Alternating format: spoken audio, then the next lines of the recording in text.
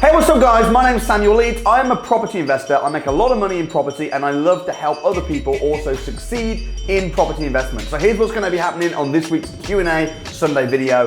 I'm going to be answering your questions from the previous week's Q&A Sunday. And there's some really cool questions, so I'm going to be doing my best to give the best answers as possible, which are going to help get you to the next level in property. However, while I'm answering these questions, if you're watching this and you have a question pop up, maybe it's related to what I'm talking about, maybe it's completely unrelated, but anything to do with property, finance, mortgages, investments, comment your questions below, and here's what I'm gonna do. On next week's video, I'm gonna be answering your questions. I'll be answering as many as I can, so don't forget to subscribe, turn the notification bell on, so next week, your questions will be answered, and you'll get a ping, and you'll be able to watch next week's video. So, this week, let's have a look, see what we got. So we had a guy called The Rocky 2. He said, "Hi Samuel, I have a question for you. What happens if at the end of the lease option agreement, the seller doesn't want to sell the property anymore? I mean, if you sign a lease option agreement in 5 years and maybe the property's gained some value, maybe the seller would re-sign the agreement and sell it by himself for more than it was agreed. Am I missing something? I appreciate a lot for what you're doing for the community." Okay, great question, The Rocky 2. So to answer your question, for anyone that doesn't know, by the way, a lease option agreement is when you buy a property now, but you pay for it later. So you fix a sale price today, and then maybe you say in 5 years, you have the option, not the obligation, to purchase the property at that set price. Now, Rocky's question is, what happens though if at the end of the, say, 5-year term, if the seller says, actually, you know what?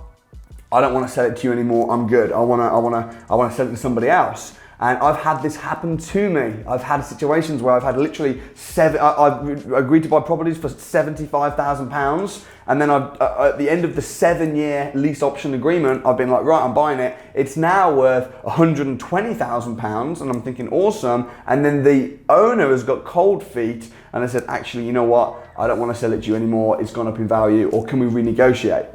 Now, the answer to the question is that if the seller could do that, it would defeat the whole purpose of a lease option agreement. Like, you may as well just say, I want to buy the property in 7 years, let's have a conversation then. Like, the purpose of a lease option agreement is that you fix in, you lock in the price now, and you have the option to exercise that purchase at the end of the term. So even when I've had sellers that have tried to go back on their word, or they've said, actually, I've changed my mind, they cannot do that. They are bound to sell the property. A lease option agreement will stand up in court. However, you need to make sure that when you do the agreement, you need to make sure right at the beginning that the seller is represented by a solicitor. So you don't just say, oh, here's a lease option agreement template that I've drawn up, you know, do you want to sign?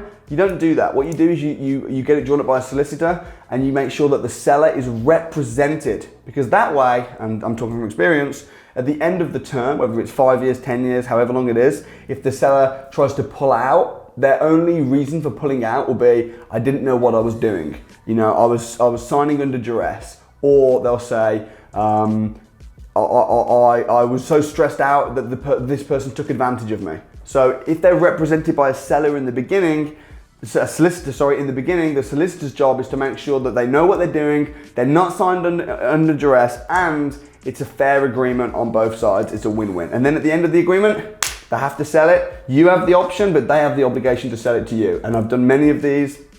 So there's the answer. Hope that helps, Rocky. Go kick some ass in lease option agreements. Let's see what else we got. Okay, Sajan Limbu 2. All these people put 2 at the end of their name. Okay, Samuel, very important question for you. What if tenants stop paying rent? If tenants stop paying rent, then you just evict them. Listen, property investing is a business. Your house is your product, your tenant is your customer. If you have a customer that's not paying, then you just stop doing business with them. And if it's a tenant living in a house, now you can't say, you're a day late on your rent, you need to leave now, because tenants do have rights, which is a good thing, because I'm a tenant anyway. The house that I live in, I rent it, and then I have lots and lots and lots of tenants that are my customers. And if you're a day late and the landlord could just evict you, you know, it's fair that the customer has certain rights, but fortunately, they do not have the right to just live in your house and not pay you rent. That's not one of the rights. I think they have to be, I think it's 2 months. If they're 2 months behind on rent, then you can serve notice. And it is a little bit of a process. I think the biggest thing is prevention's always better than cure. So whilst if you've got a tenant that's not paying you rent, you can evict them. It just take a little bit of time. Just make sure that when you get a tenant, you reference them properly. Get a previous landlord check. Make sure that they can afford to live in the property. Make sure that they're working. And it doesn't happen too often. Also, make sure you're buying a property in the kind of area where you're going to attract decent tenants. I always say you don't want to be buying in the most luxurious areas because the return on investment's not going to be good. You also don't want to be buying in the absolute pits where it's really rough.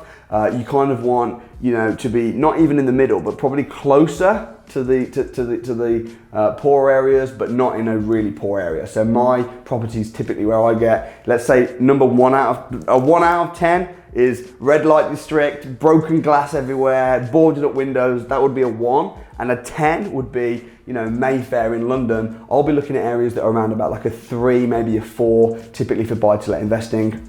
Reference the tenants properly, but if they don't pay the rent, just deal with it, give them their notice, and work it out. So I hope that helps.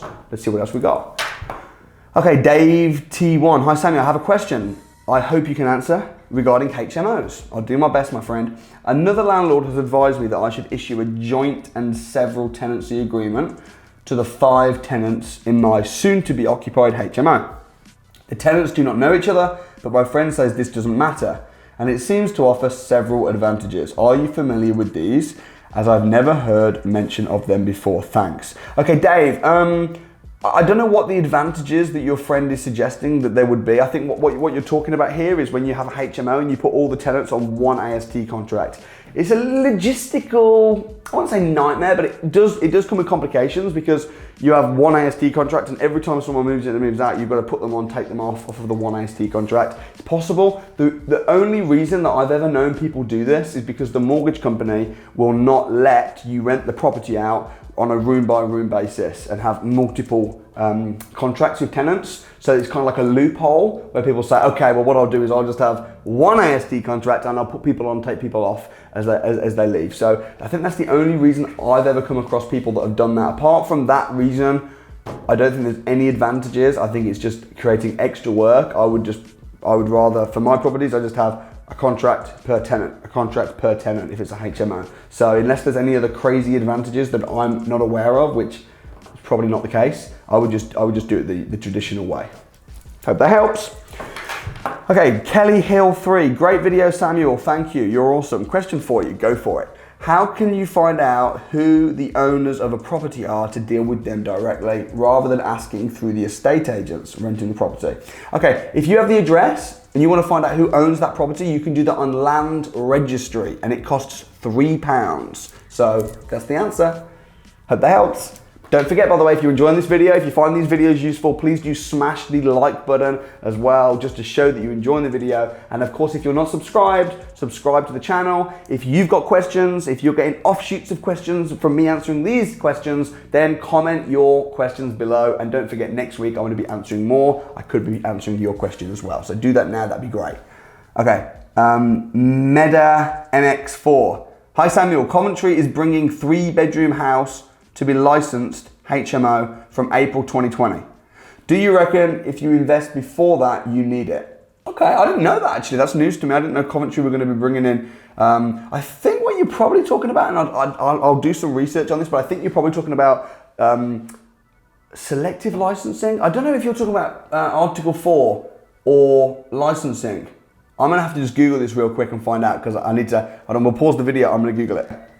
Okay, I've just Googled it and I think what you're talking about is the mandatory licensing that's coming into Coventry. I wasn't aware of that. It does come in certain areas, like it's in Liverpool, selective licensing basically. So check with the council, ring them up. I don't want to be held account for this question, but my understanding from seeing similar things in other areas is that you will need a license. Even if you do it before April 2020, if they change the licensing rules, my understanding is that you will need a license. Now, if it's Article 4 and planning, that's a whole separate thing. When Article 4 comes into Coventry, if you're already running the property, you're not going to be affected by that. You're not going to need planning permission, but licensing, my understanding is you're going to need a license, even if it's 3 beds. However, please call Coventry Council, tell them your exact situation, because every council operates with slightly different rules. So I don't want to be giving you like wrong advice, but that would be my understanding.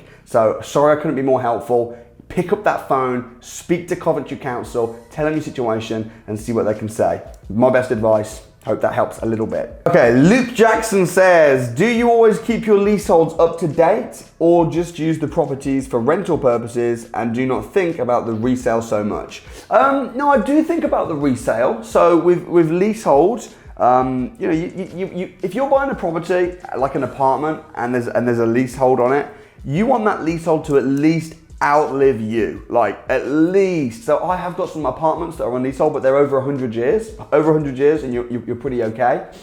But if you've got a short lease on it, yeah, you're right. It just means that you're going to be you're really going to struggle to, if you ever need to sell that property, it brings the value drastically down.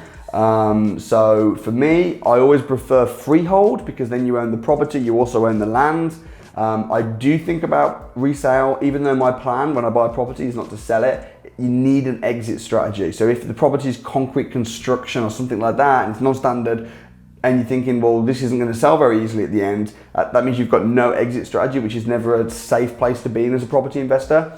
So I would personally try and stick to freehold. If you do go for leasehold, make sure there's a really long lease on it. Absolutely for sure. Hope that helps. Okay, last question. Mystery J4 says, when's the next fitness update? Quite enjoyed that video. I'm glad that you quite enjoyed that video. That's awesome. The next fitness update, I'm not sure. I'll be doing one real soon. Anyone that doesn't know, I have hired a full-time personal trainer. In fact, on the end screen to this video, I'll leave a video so you can watch kind of what's happening. And yeah, he's working me hard. He's working me every single day. He's helping me with with my meals and just traveling with me. And it's going pretty good. I've lost like almost a stone over the last month, which is great. But for me, I'm just gonna quietly get on with it. I have got a group, I've got a Facebook group called Fitness Freedom Challenge, so you can find that on Facebook, Fitness Freedom Challenge with Samuel Leeds. And okay, as you asked, I'll do a vlog very soon. In the next couple of weeks, I'll do a vlog for you. That's all for today, folks. Hope you enjoyed that Q&A Sunday. Please don't forget to comment your questions below. I mean, honestly, what's the one thing you need to know in property that's gonna take you to the next level? Because if you're watching this and you're not financially free, then clearly it's because you lack knowledge somewhere. And if you lack knowledge somewhere, that means that there needs to be something that you need to know. I want to know what that is, and I want you to comment that below, and then I'll do my best to answer that next week. Also, if you've not been down to the Property Investors Crash Course, it's a 2-day course. It was created by me, and honestly, it's a game changer in property. So if you want to be financially free in property, I'd highly suggest, if you haven't already, or even if you have already, get down to the Property Investors Crash Course. It's free, it's on the house. So you can get booked onto the Property Investors Crash Course right here. If you want to watch the Fitness Freedom Challenge video, you can watch that right here. And also, please don't forget to subscribe. If you don't subscribe, then I'm gonna hunt you down, I'll find you. I'm just kidding. Right over here, subscribe. Thanks so much, guys. I'll see you next time.